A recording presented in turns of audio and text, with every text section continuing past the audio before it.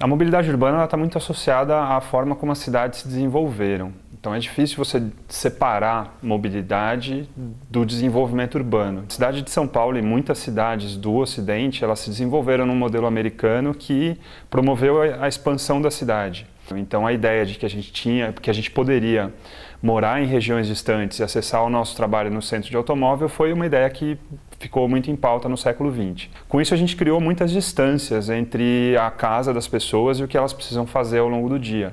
Então as distâncias que as pessoas percorrem, se elas têm um carro, elas já são difíceis de serem percorridas, porque as pessoas vão pegar congestionamento, vão passar horas no trânsito e tudo mais.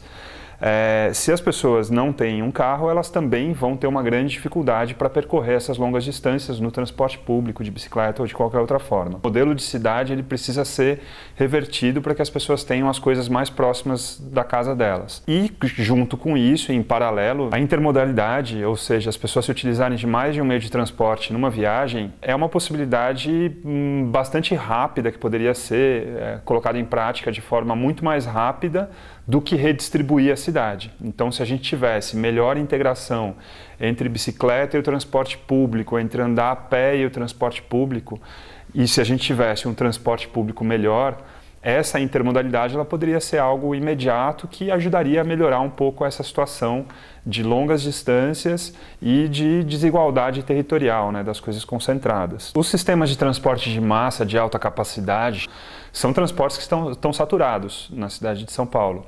E eles não estão saturados só porque eles estão ruins, eles estão saturados porque é muita gente se deslocando nesse movimento que é chamado de movimento pendular entre a periferia e o centro, né, entre casa e trabalho. Se você pegar na Zona Leste, por exemplo, você tem linhas de trem, linhas de metrô, pistas expressas como a Radial Leste, um pedaço de ciclovia, e tirando a ciclovia, todas essas formas de transporte estão saturadas no horário de pico.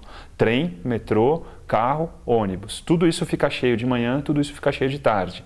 Então é muito difícil dar conta dessa quantidade de pessoas que vem. Então se a gente não resolver isso, se a gente não resolver essa distribuição de fazer as pessoas terem trabalho mais perto de casa, fica muito difícil qualquer outra solução.